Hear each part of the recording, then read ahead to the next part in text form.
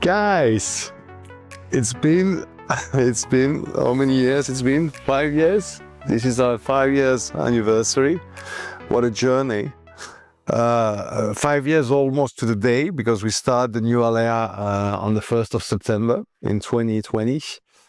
Alea was founded in 2012 with my ex-co-founder Charles. It was a B2C operation, with a casino called Slots Million. We were an operator. We had a KGC license, a Swedish license, etc. And in June 2020, I remember I have a photo, maybe we're going to even include it in this video, where we are smiling at the notary signing the paper where we basically divorced. So that was in June. On the 1st of September, we had our first transaction on the new rebuilt aggregator that you, Edu, were working on since April 2019 in the old Alea, because you were one of the first ones to join in the old Alea. So talking about that, Charlotte, you were the first to join in March 2011. You were an intern in a company where I was renting an office, and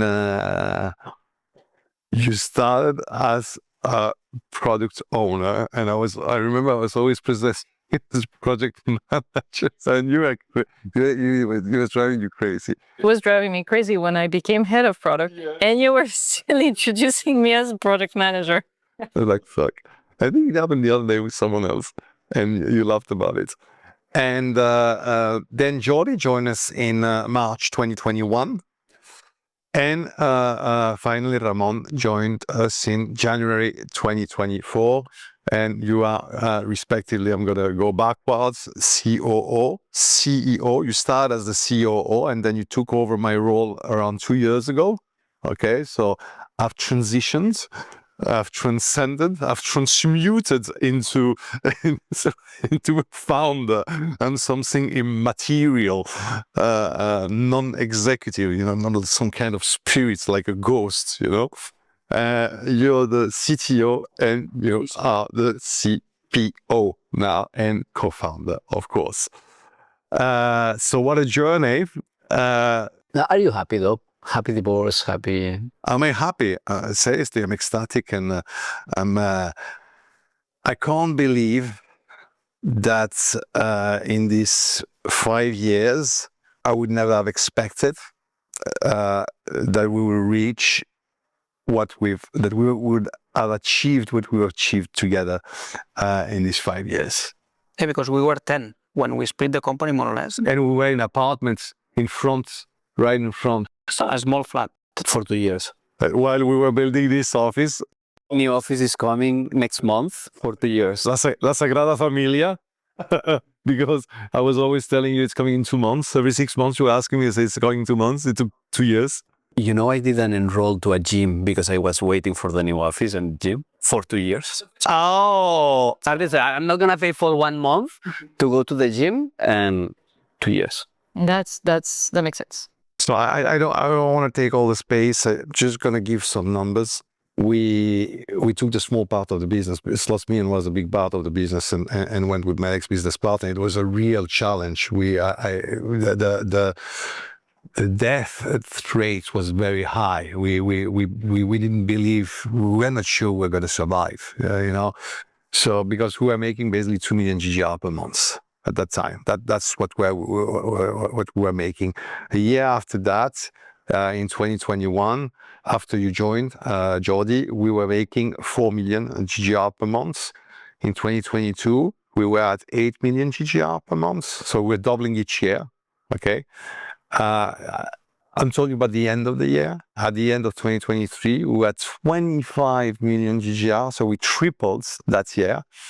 In 2024, end of 2024, 75 million GGR, so we tripled again. And now, in September, October, we're at 100 million GGR. Our expectation for December, monthly, expectation for December are 120 million GGR. Now, Charlotte, do you remember how we met? So you mean when we met, when I was at university? Yeah. I was an intern indeed. Yeah.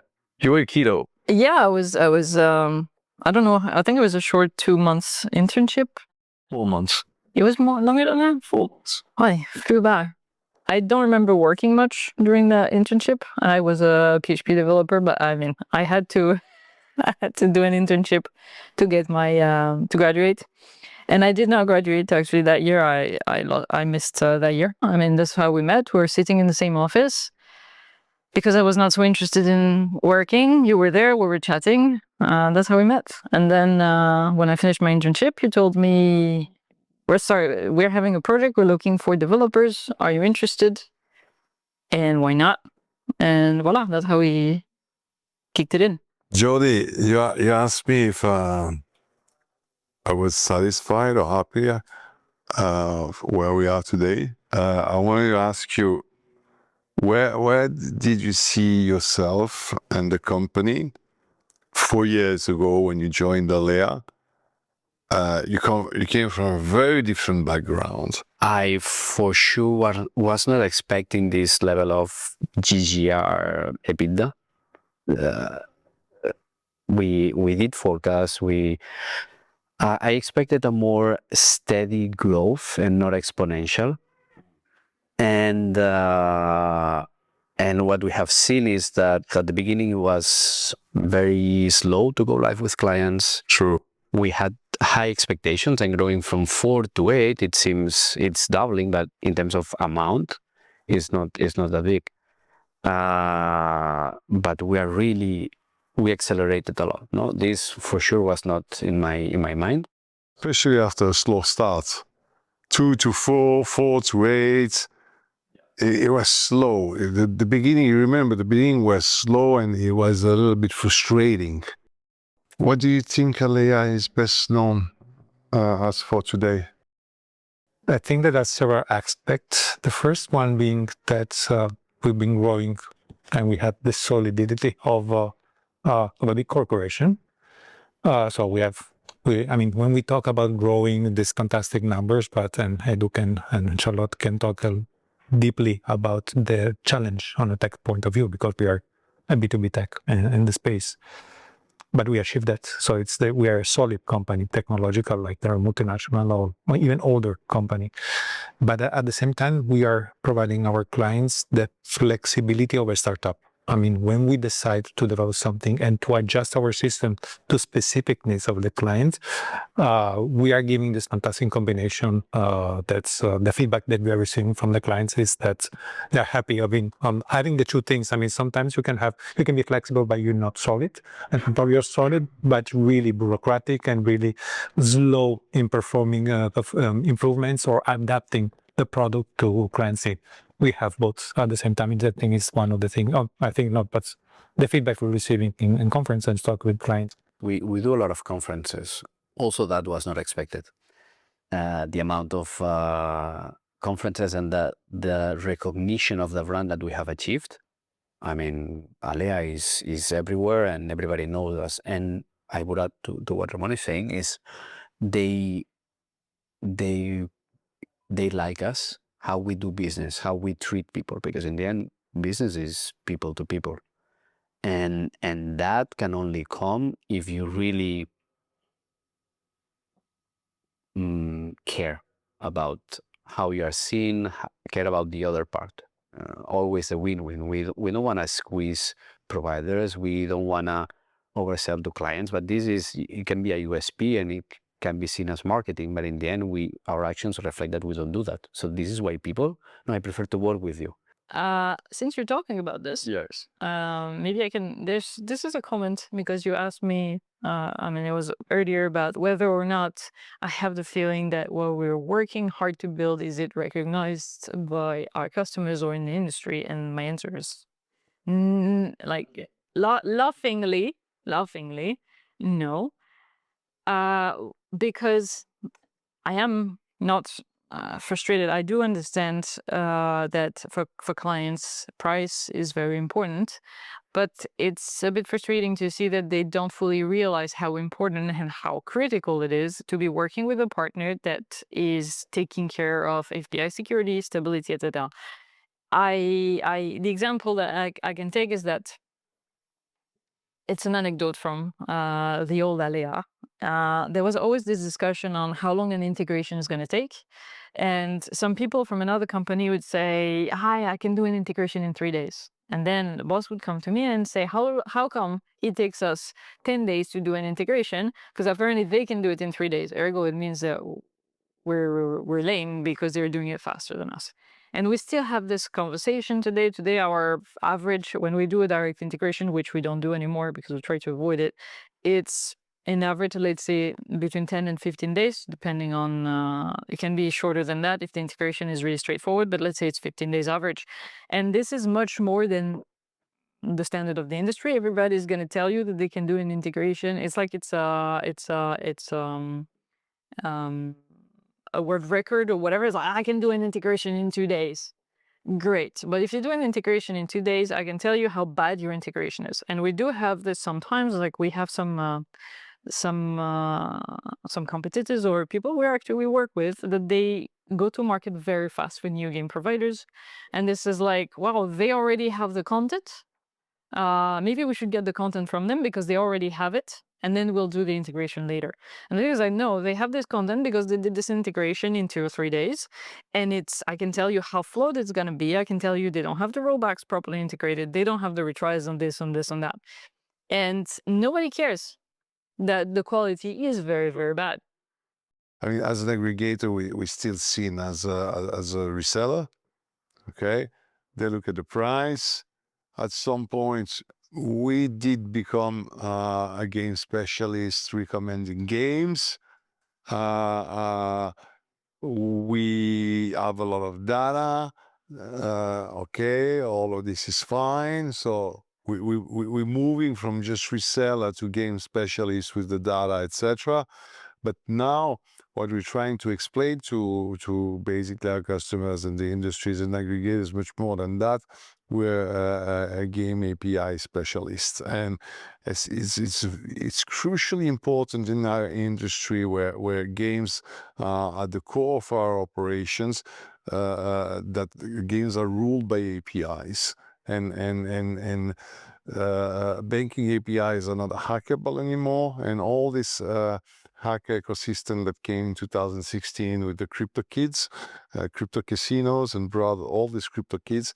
They're now focusing on game APIs, and it's a silent bleeding. Most of the companies are not even aware they've been hacked, and this is a real issue actually, and it's hard not only to explain it, but to have our customer putting the right value on it. Because they're basically losing millions. That's why we're pushing a lot keynotes. We're trying to, and we look, but we do have leads, not existing clients, but potential clients that they are coming and they say, okay, I've heard this, I want to work with you. What do you see yourselves in 5 years? Did we sell in 5 years? Are we still? Or are we still building stuff? I would say we are still gonna be building stuff. Coming from outside of the industry, this is the land of opportunity. I mean, every conference you have new stuff, different opportunities. One thing that we've discussed a lot, from my view, is focus and implement. Execution is key in this industry. So many opportunities. Everybody's growing. The industry is growing. It's flourishing. It's true that now we are going through a period that there's tighter compliance and more markets are getting regulated. But then you also have crypto casinos trending. You have sweepstakes that it's gonna maybe flourishing outside of US. It's shifting from US to other markets. We already have some clients, Australia, they're gonna do Australia, Canada, even Europe. So, I mean, every conference you have opportunities, and there's too many opportunities, and companies have grown as fast as us, probably, some more, some less, that their internal processes, they cannot keep up with the business as usual. So this is what generates also other opportunities. It's a good transition. Is there anything, any mistake you've seen we made and things that we would have done differently? Charlotte, this one's for you. So there has been mistakes. Could they have been avoided? I think the focus has always been a weak point, and this is a mistake that we haven't exactly corrected yet. We know that we're not very good at focusing. There's a lot of ideas. It's a land of opportunity. So we have too many things in the pipe. We have too many pipes. We grow a lot and we multiply by 2 or by 3 the number of employees. And sometimes is the difficulty of the hiring people. And is that we need to learn is how we onboard people that fits in our culture. So I think that this is no mistakes, but something that we need to learn to hire people that fits in our culture. And this is because we grow a lot, and this is that we need to be careful on that. When probably Charlotte says there's not enough focus, and I agree, is on the roadmap, but we have been building a company. So we had other distractions, let's say, or not distractions, but topics that we had to put our focus.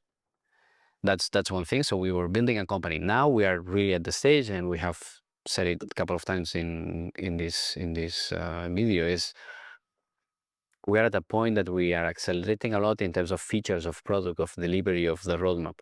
So why? Because the company is set up. We obviously have some improvements to do, but we have all the hands that we need. We cope with all the growth, which was very hard, and now we can deliver. No, that's one thing. But we have always had the focus on only aggregation. We have not built a PAN, even if it was considered. We have not built a game provider, even if it was considered. And this is also giving us a lot of clients. Why? Because we are not going to steal their clients. We have platforms as a client. So that has been a focus, and we have not gone away. So that focus has been very good. And I think it's part of the success that we have is that one key part. And our last question, guys. Do you think it's a good time or a bad time to be in iGaming? It's always a good time to be in iGaming. It's always a good time to be in iGaming. Jordi just mentioned, I mean, how everything, in every conference we had something new, some idea. So it's never stopping. Yeah, that's the thing about conferences that I love, and that's why I love going to conferences, is the trends. It's not just a business you do. It's you feel what's coming up, and there's always something new, whether it's crash games, whether it's I mean, back in time it was the pay and play with the Trustly. That there's always something. The fact that B2B is now doing podcasts, the B2Bs are also doing affiliation websites. We have more and more of that. There are these trends. There are money makers. I mean, look at the crash games. They were here since 2000, and now they're thriving. They're just thriving because the crypto kids came and they didn't want to play casino, and they wanted to play like something that looked like video games. And guess what? They played these games, and then after, what did the casino sold them? What did the casino sell them? They sell them pragmatic. At the end of the day, they're playing casino, but you had to hook them with something else, which were these crash games. So there's always new trends. There's always new things coming. It's a very dynamic field. No, and even volatile. Yeah. And what I mean by that is that even maybe a certain topic that you would say this is not anymore a trend, or this is everything is sold for this game provider. Everybody has pragmatic, and then all of a sudden, one platform goes down because there was a hack. It's Mill Adventure. Again, so you could try to go through all the opportunities one by one and do them and take everything out of them one by one, and at some point you will run out of opportunities. We already said that there's always new trends, etc. But the thing is that even if you've gone through 50% of them, at some point you need to go back because it opened against something in the past that was already done. Now you have a new platform that is not there, or a game provider, or Turkey with the endpoints. I mean, so you always are trying to fire at what's the best opportunity, and that's great. And you speak with a lot of people from the industry, and you have this kind of conversation. Look, what are you gonna do in 5 years? Where do you see yourself? Or if the company you sell the company, what will you do? And everybody says, look, I don't know, but maybe I take some time off, but I'm not gonna work in another industry. I'm gonna do something else in this industry because of the volatility, dynamism, and relationships as well. Let's call it. Let's go. Let's call it.